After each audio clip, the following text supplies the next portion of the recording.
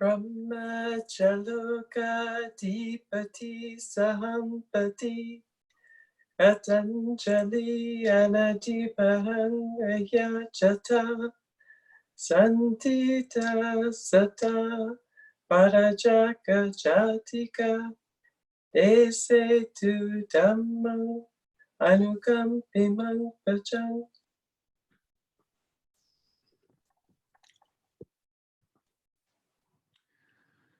Namo tassa bhagavato arahato samma sambuddhassa. Namo tassa bhagavato arahato samma sambuddhassa. Namo tassa bhagavato arahato samma sambuddhassa. Buddham dhammang sanghang namasami.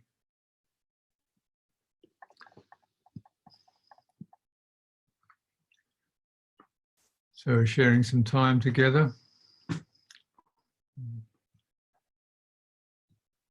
And with its amazing advantages and, of course, the limitations that I can't really know what's happening for each and every one of you individually. How your week has been, how your day has been, how your life is going. But I trust that if you come into this room, this time, that you have the sense that you're interested in listening and seeing something, you pick up something that, some nugget, something that you can take with you. Because we're always really dealing with the mind that sits behind all things. But this evening I'd like to open up the topic of how the mind affects speech. And speech is a very easy form of action, karma.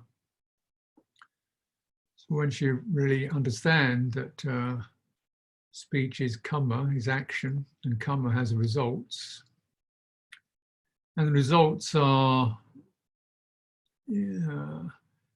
occur in two directions. They affect others and they affect yourself. And there's good or bright, skillful, fortunate, affects others in a skillful way, it gives you a good effect, shapes you into an honest, kindly, sensible being, sensitive, receptive, and it shapes others. Then there's dark, which means we abuse others' attention or dump unpleasant things into their minds. We become abusive, careless, insensitive. And the speech that leads to the end of karma means talking, directing the mind in certain ways that lead to the diminution of our unskillful habits, so that what's called the vipaka, or the old accumulations, are cleaned out. Mind doesn't go down those tracks anymore because we've understood, we've learnt something about that, and we've turned away from it, or we've seen the fruitlessness of it, we've checked it. So speech is definitely a very easy form of action to undertake. And the result of that is that one does, when these residual habits cease, then we don't see people or talk to people in the same way. That means they're affected differently. It also means that we don't use people in the same way. We're not sort of manipulating or pressurizing or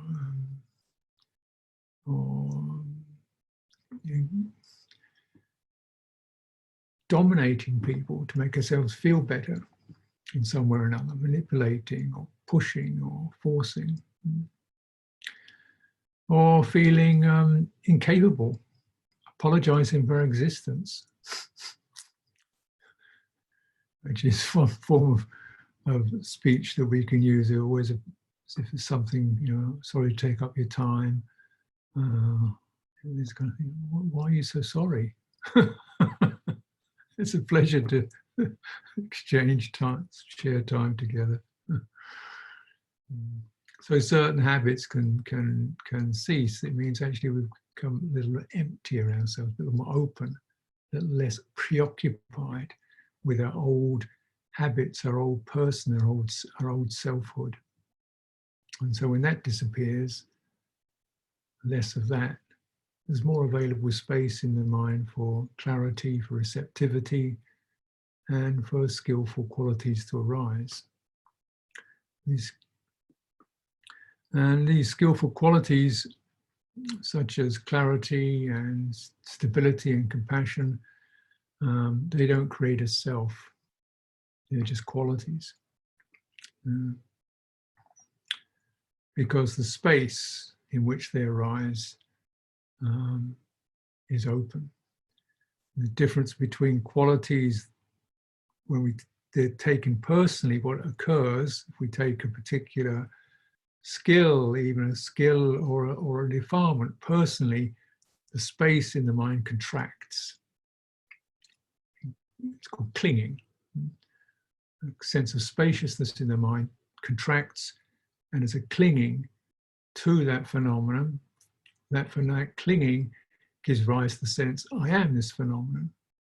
Because the space has disappeared, there's just this, it's just a singularity. Actually, with phenomena, there should always be a sense of space and openness to allow things to pass. Then the sense of self is not generated around phenomena. So karma ends because we're not, the hinge point of karma is it creates a self that then is perpetuated, and this leads to further becoming and rebirth. So wouldn't it be beautiful to act verbally in a way that kept us open, to act verbally in a way whereby thoughts and impressions could arise in an open state with no particular pressure, no contraction, and just allowed to arise and move and pass through. So that's the ending of it, end of karma. And yet still there could be action. And this is of course the action of a Buddha or an enlightened one, or those degrees of enlightenment. They can act, but they don't have any karma. In fact, because they're not acting from a personal basis, from a basis of history and acquisitions and habits. So they're not acting on a basis of old karma. They're not generating an identity out of their actions.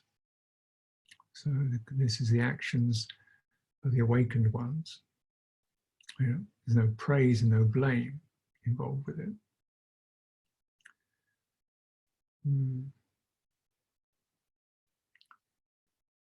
So using speech as a practice, because why is so valuable is because we speak all the time. In fact, we're not speaking externally, we're speaking internally. We're talking to ourselves or chattering or commenting. This plan, that. This is going on quite a lot of the time. And all that also has an effect. And quite a bit of internal conversation is really just there to perpetuate the sense of identity. It serves no other function than to just fill up the space so there'll be somebody there, you know, with ruminations and curiosity, not necessarily evil, but just, yeah, fancy that, you know, this kind of stuff going on. It seems almost like talking to create somebody with a future or past or possibilities, alternatives. Yeah, and that's the that's the nature of mind. It does very much because it creates. It has so much potential for alternatives of what could happen, what that reminds me of, what that means, what it should be, what he is, what you know, it's going all the time, that it uses up a lot of energy perpetuating a world of possibles and alternatives and speculations. What do people think of me? How am I doing? Should I do this? What should I do about him? And this preoccupation becomes an identity. It solidifies around certain patterns of, say, you know, anxiety, desire, and often self-measurement. Am I? What do they think of me? Am I okay? You know, have I done enough? Is it my? Am I doing the right thing? So there's this kind of self-judgment, very, very common. Not necessarily harsh, but a pretty steady, you know, mirroring, self-referencing. Am I? What do other people think? And often that mirroring, you begin to see that there's a lot of awareness of the potential to be blamed or seen as lesser. So that's always coming back. Am I not good enough? Probably not. You know, or something. Very useful then to really get hold of speech. This faculty, vitakka vichara, placing the mind, placing attention, and then evaluating, assessing, how is that, to get hold of it. Because if you don't get hold of it, it gets hold of you. Or the emotional tone that places attention. So vitakka, attention, mind is placed on a phenomenon, placed on something. Well, what places it? What wish, what habit, what places attention onto that? Obviously, with some things it's very obvious. You know, we're looking for desirable sights, sounds, touches. Yeah, but how much attention is placed on this experience of self-referencing, and what does that feel like? You look at you try to get a sense of the tonality that's placing self-referencing.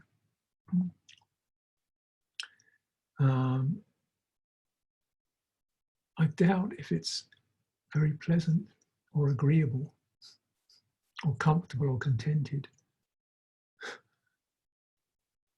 because the whole essence of self-referencing is based on anxiety and desire. I mean, if you're contented, you don't find yourself going, oh, I'm contented, I'm really contented, I'm really contented I am.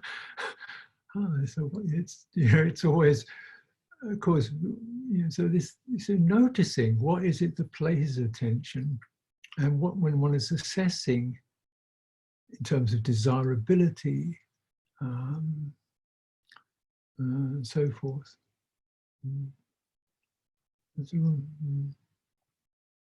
Now, this self-referencing, this really is how the space in our mind contracts, and what is generated is a rather nebulous but fluttering self moving along. It's because the action that's generating it is a rapid placing of attention onto something that isn't there. It's placing attention onto something that, what are you placing it onto? Onto a notion of, say, one's appearance, or of an estimation, or a possibility, or we're placing it onto a notion of what we should be or could be or are or aren't. There's a notion we place attention onto, and placing attention onto something itself is very nebulous in some respects, and the placing of attention is driven by unprofitable moods. What's the result of that? A rather nebulous, unprofitable self. Not very stable, not very steady. And then it seeks to be stabilized by something that will hold me together.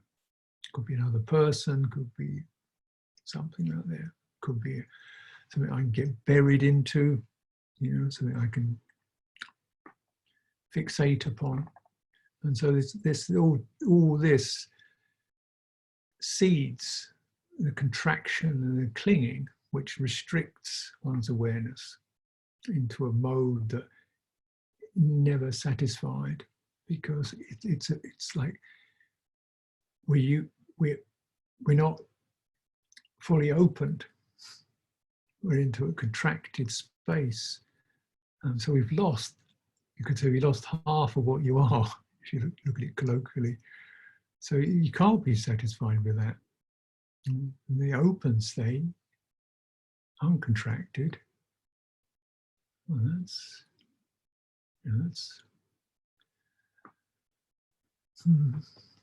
So then, since we have to acknowledge that our mind's the uncontracted mind, as long as we're not awakened, this is very much the kind of experience we're going to be having. Can we use this process of vitakka, vichara, placing attention and evaluating, assessing, which is the action of thought and speech, can we use it in a way that will help to move out of the contracted state? And the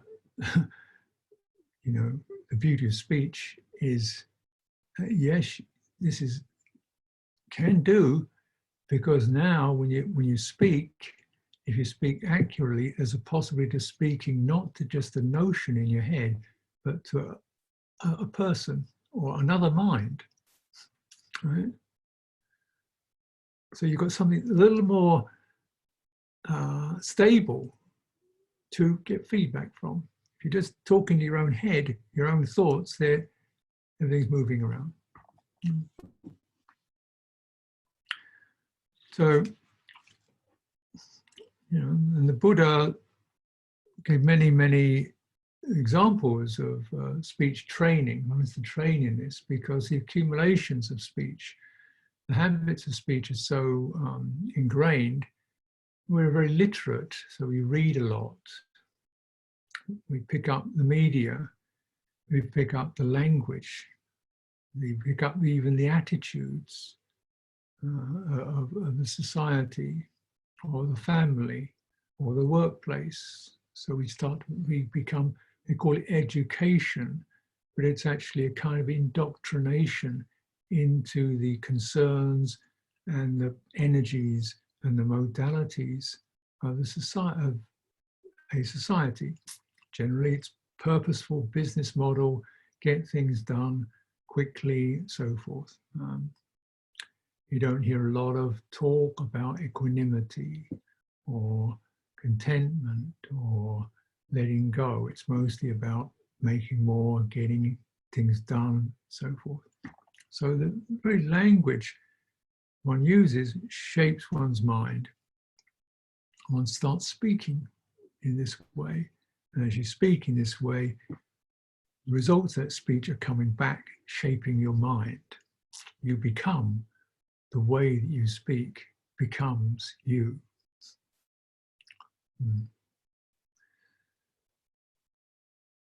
And as we know, we can pick up biases, prejudices, false assumptions, nationalism, racism, all kinds of isms you can pick up just by being small and learning the language, learning the attitudes, domineering or whatever.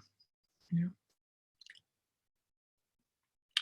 And nowadays, of course, there's huge amount of speech with media, I don't know, television channels and radio channels and websites and Twitters and tweets and Facebooks, and everybody's tweeting everybody else. And it seems that with that, this kind of speech, which actually it just goes out into the thin air, all the boundaries of responsibility are gone because there's nobody there.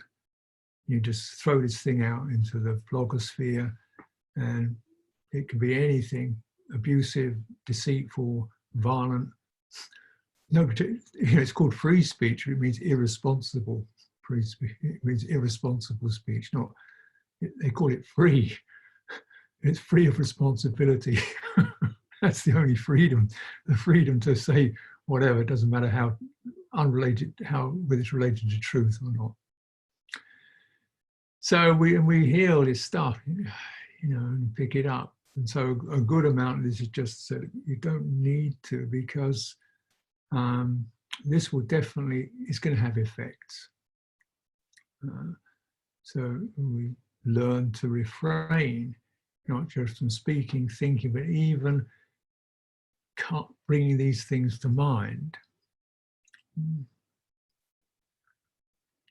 And there's some reflections that of course, the Buddha gave many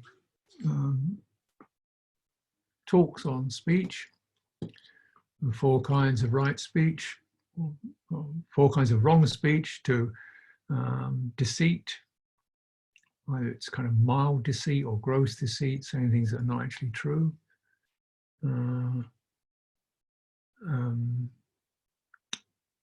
Divisive speech, gossiping, sets people against each other, backstabbing.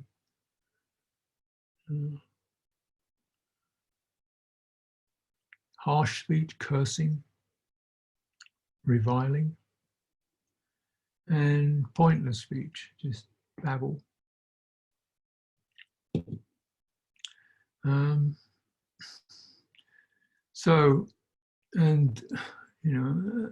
These are definitely the wrong kinds of wrong speech that we need to be aware of, because there's often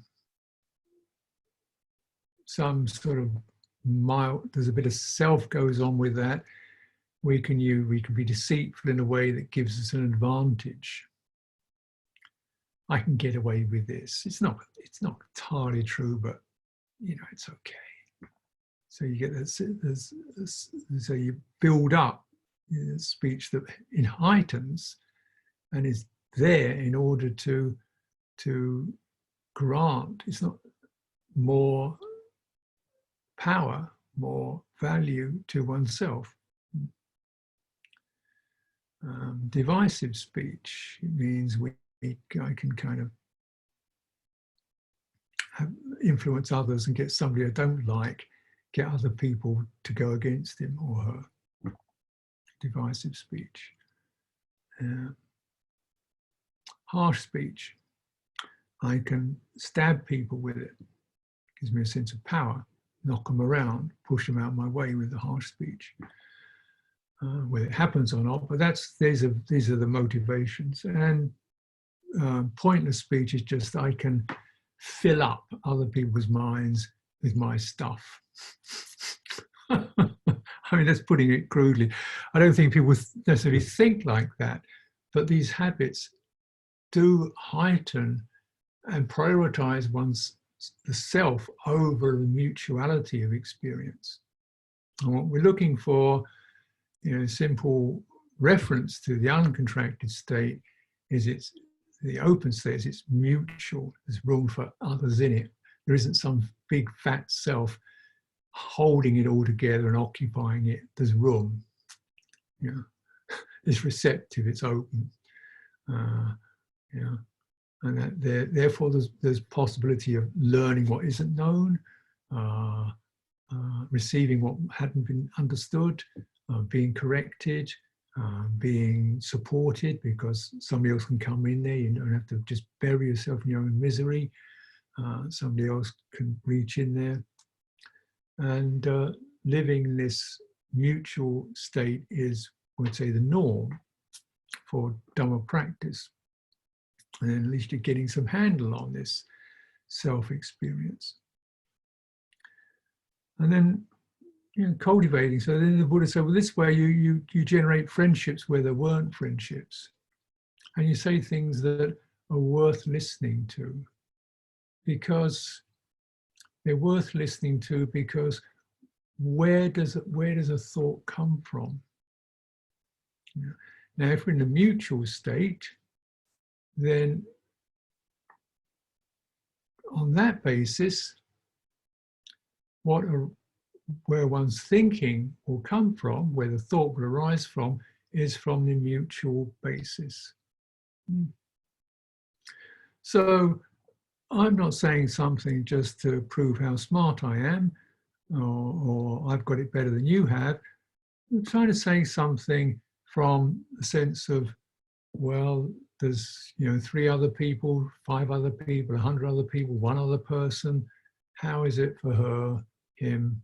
I don't know, but I want to be open to that, and, you know, present something that would be, you know, valuing that my mind can enter their mind. And that's phenomenal, really. You know, that my mind, my experience can enter that person. Therefore, it should be something that's worth putting in there. It's going to be for their advantage. Right? You know, so we pause, quite a lot of pausing and checking, and where am I coming from? You know? So really, what speech involves and what it develops is a lot of, I'd say, you know, self-awareness rather than self-reference. Difference being that I'm not kind of like referencing myself, trying to firm up my impression of what I am to make myself more solid. I'm aware of this is how my self-experience is happening now, and I'm prepared to moderate it. The self-referencing, you want to firm it up. This is really what I am, and everything that's this self is seeing is true and valid, and I want to operate from that. That's self-referencing. If I have an opinion, I just want to make sure it happens in that way and convince other people. That's self-referencing, and it's a great opinion. Self-awareness means I have an opinion. How does that feel? And when's the right time or place to check out how valid that is? Right? So because you're operating from a place of mutuality. So self-awareness and other awareness. Now, other awareness, of course, we can't really exactly know the mind of another, but we at least bear in mind that it is another. And it's not just what I see with my eyes. You see some shape. You don't know what's going on in there. So wouldn't it be nice to maybe just ask or check, or how are you, or is it right time? So, a little bit of negotiating contact. Is this a suitable time, place? And got something I'd like to maybe float past, check out with you at some time, you know, we're in negotiation. The motivation then is not that my self-reference is affirmed, but that the qualities that I'm experiencing, is it possible we could both look at those and mutually shape them or review them or discard them, because they're just qualities. They're not some intrinsic self essence that I am. They're just, some of them happy to discard them, you know, give me a hand if that's necessary, because we're not basing or making status or position out of dhammas that arise, because they, you know, that's the whole point, isn't it? So, you know, the Buddha has some remarkable skills of speech, and he recommended, he said, well, I think this is in the Anguttara Book of the Fours, that's the Numerical Sayings Book of the Fours, 183. I don't say that anything you see should be spoken about, nor that what you see should not be spoken about, and same for whatever heard, felt, sensed, etc. But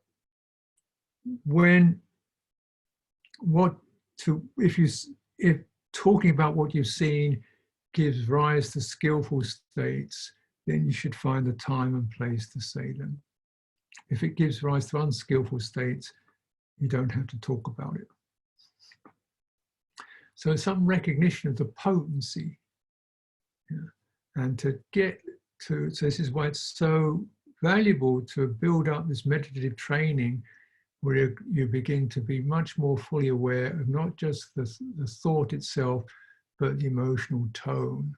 You know, I'm a bit agitated or peeved, you know, something's annoying me, or I'm a little bit impatient, or I want this to happen, or, you know, I really got a deep concern for somebody's welfare.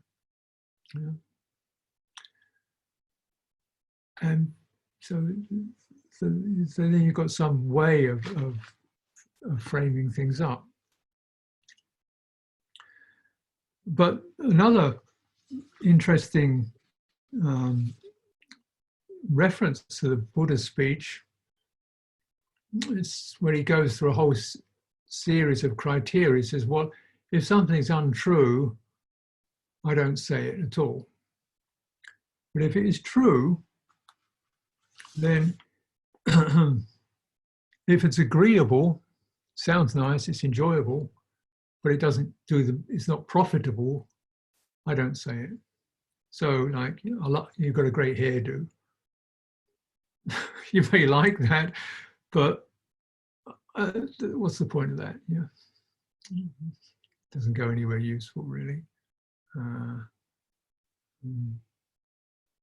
True, disagreeable, and not beneficial. Yeah, it's true that you've say that you're true, disagreeable, what you don't like, that you can't do maths or your spelling is terrible or something like that. But is it beneficial? You can't write, or you can't drive well. If it's unbeneficial, you don't speak about it. True, disagreeable but beneficial. It's true. You don't like it, but it's for your welfare. It says the Tathagata knows the time and place to mention this. Feedback. True, beneficial, and agreeable. The Tathagata knows the time and place to say this. So there's nothing impulsive. There's nothing just kind of blah. Knows the time and place. So there's always that knowing time and place. What does that mean? He's not looking at the clock. It means he's aware of the space, I would say, using another metaphor, the relational space within which we're arising, where the other person's energies are, the continuum that we're dwelling in. Very important. This is the reference of uncontracted awareness. This isn't the right time. Too occupied, too busy doing something else, can't give proper attention. why it's said that, you know, one shouldn't teach the Dhamma to people who are in a hurry or preoccupied with something else or driving, or because it's just it's the wrong time and place. The space isn't there. Yeah. So one should only teach when there is that space there, because otherwise the people think they get it, but they don't, because their minds are not ready and prepared. So in a way, it disrespects the Dhamma, and it minimalizes the effect. And so it can give rise to the feeling that one has communicated, but when actually one hasn't, because the person's mind wasn't open. So true, agreeable, and beneficial. So this is things like appreciation. I really thought that was skillful. And beneficial, because it's not saying you're a great guy, you're a fantastic person. What's that mean? But you say, I really thought, I've noticed the way you dealt with that person. I could see there's, you know, I really felt some patience going on there, some clarity, some supportive qualities. You give specific detail of what was helpful. That's beneficial. That means a person goes, oh yeah, right. Because often one doesn't even notice. You just do what you can. But somebody else points out, I could sense the sincerity there. Oh, yeah, that's right. True. Yeah. So you help another person to know themselves in their Dhamma way, to know the qualities of their skillful states, to know them. So skillful, it gives us back to ourselves. It gives the citta, it reveals you, the other person helps you to see your citta rather than to get into your moods and selfhood, personality mirror, personality image. Disagreeable, knows the time and place. Yeah. Space, what's the space? It's a steadiness, is a receptivity. Can receptivity be negotiated? Yeah. Where am I coming from when I'm offering feedback? Am I just going to tell this person where it's at? You know, set her straight and da da da da da. You know, she's been doing this for years, really annoying me. Then that's the space. That's not the time and place. Yeah. So therefore, one has to direct that speech internally. I'm annoyed. She upsets me. How am I with that? Why does it bother me? What's going on? Because she's frustrating me, or she doesn't listen to me, or, oh, that's what it is. You go into that and begin to work with it until it's no longer a problem. Then, when it's no longer a problem, then out of respect, you say, look, sister, I realize, you know, for your welfare, bring something to mind, because I feel that I'm concerned for your karma. You know, and you may not know this, and please allow me. You know, so out of respect for you, because I think you should know. That's skillful speech, right time, right space, because you are open. And your openness encourages the other person to be open. Whereas if I am this and you're that, and I'm going to set you straight, you're not open. So the space isn't open, right? And you can tell. You know, I'm talking about space. I'm not, you know, certainly that's part of it. There's not a lot of other things going on, but one's own mind is the primary determinant whether there's space or not. If your own mind is not spacious, then there can't be the space. If your mind is contracted, and it can happen like this, sometimes even good intentions. I really want you to be enlightened, you know, or get over your problems. So I've got a certain pressure to make you better or happier or more cheerful or more clear, and really want you to get, what am I doing? You know, I want you to be a certain way so that I will feel more comfortable. I will feel useful, or I feel I've had a good, you know, I've caused something good to happen. That's kind of not bad, but it's not noble, because we're operating from a self view rather than the baseline of uncontracted awareness, which means you don't have to be anything. You don't have to understand me. You don't have to respond to me. You don't have to be convinced by me. I'm not searching for something from you. Therefore, they want the relief of that. Then just say, what's this? You know? And so one feels this is the kind of where the Buddha was coming from.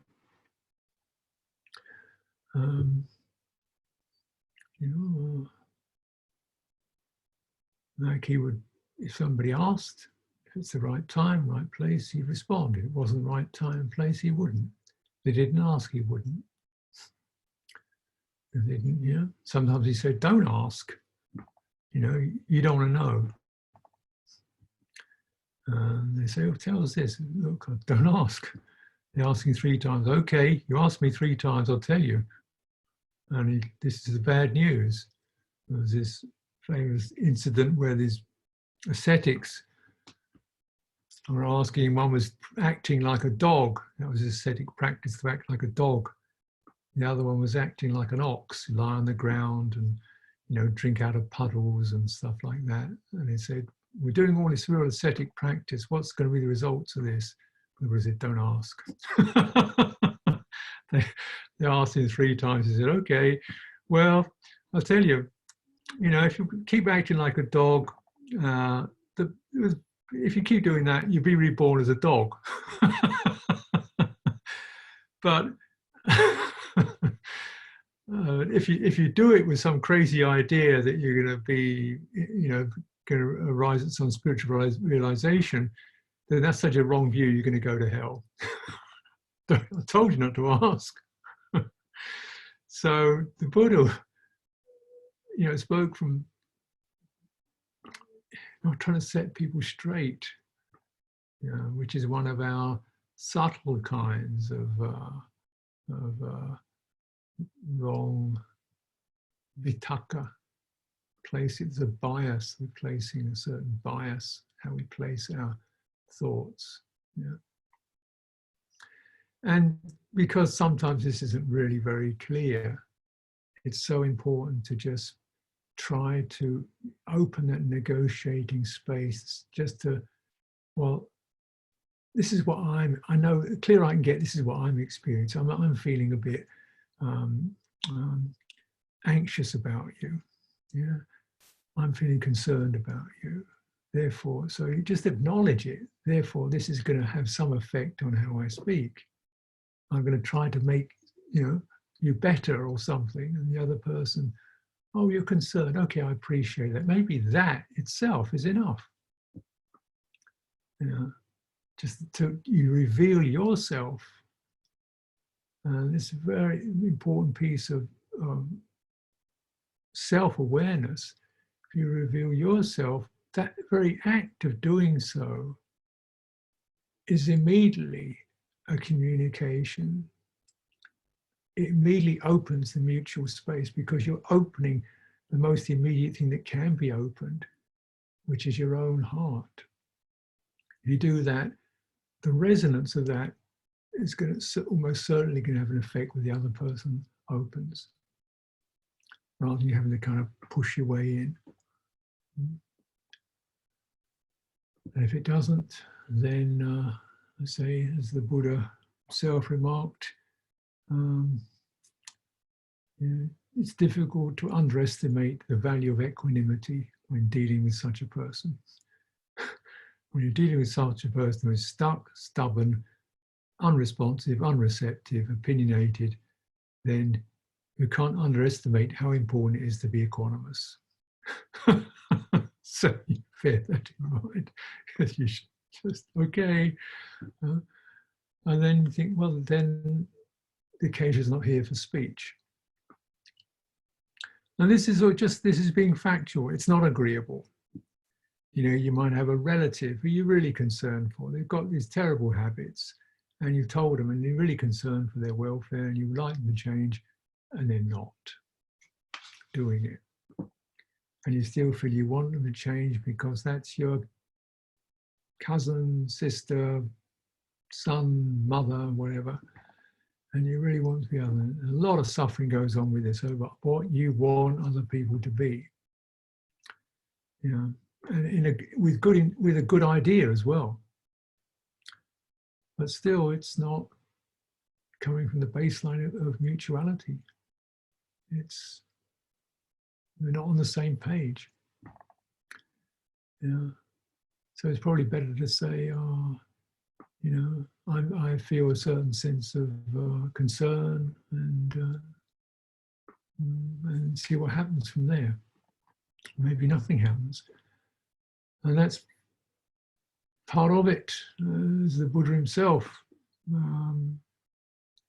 recognized he could only teach those who are prepared to listen.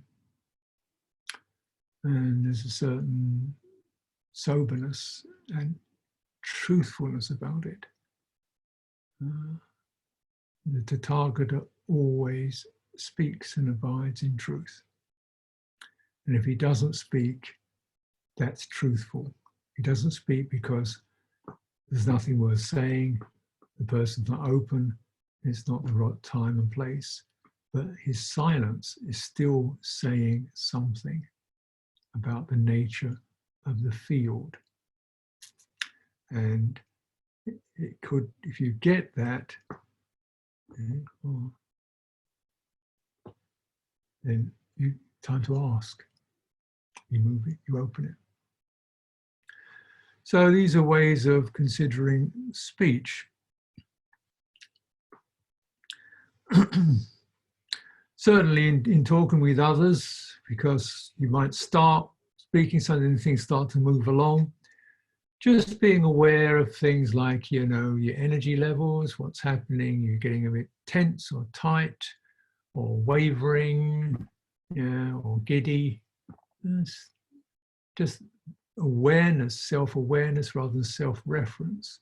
In other words, rather than saying, you know, I'm an agitated person, or trying to be other than that, aware this is the agitation, and grounding yourself, or even mentioning the other person.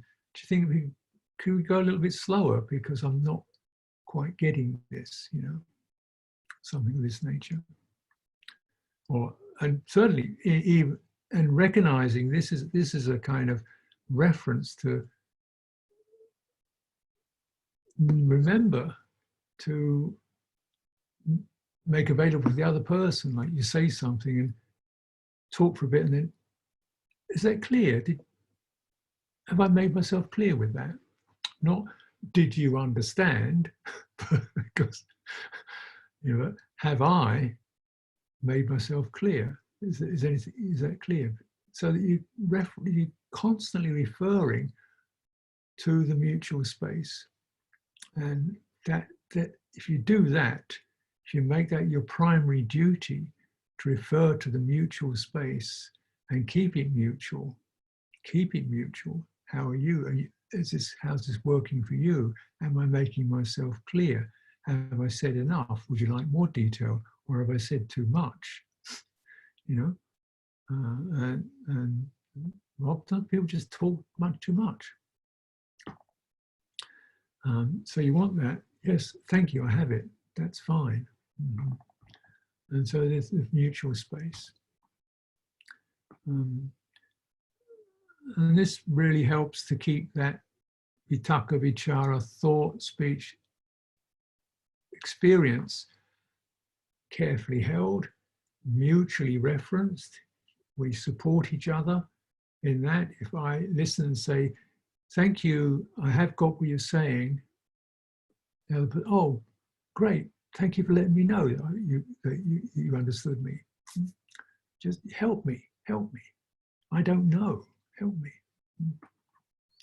And giving each other the opportunity to help each other.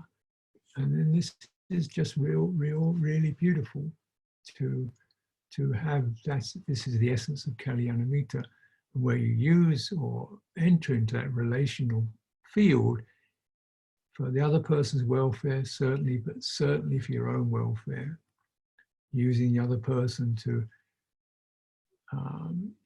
find yourself or find your Dhamma, prune, strengthen, clarify, steady, and then using the other person as a reference point to help that. We're using each other in that way.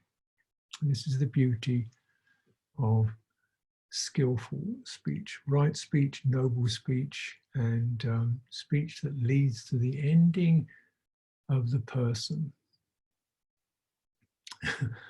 The freedom from the person, the accumulated history person, the old habit person, into something that is boundless or as more uncontracted.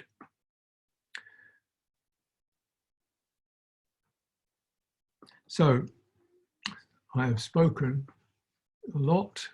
It's one of the, I guess, one of the snags of this situation. I can't get the feedback either by body language or any other. So I just try to feel I've covered a topic in a fairly thorough way without extending for too long, but I probably have extended a little bit longer. And of course, during this time, you're always welcome to just get up and leave if you want to. You've had enough. But anyway, I'll conclude today, and thank you for listening and helping me to get some clear thinking around a topic or two. Andamayang Dhammakataya Sadhukarang Dadamase. Sadhu, sadhu, sadhu, anumodami.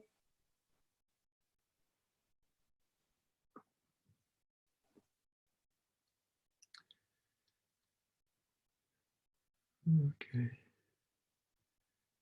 So, if you have a few minutes before you rush off, if you need to do things, that's fine, obviously, but sometimes it's good just to go into a pause state to let things settle and see what, is revealed, and linger in that for a while.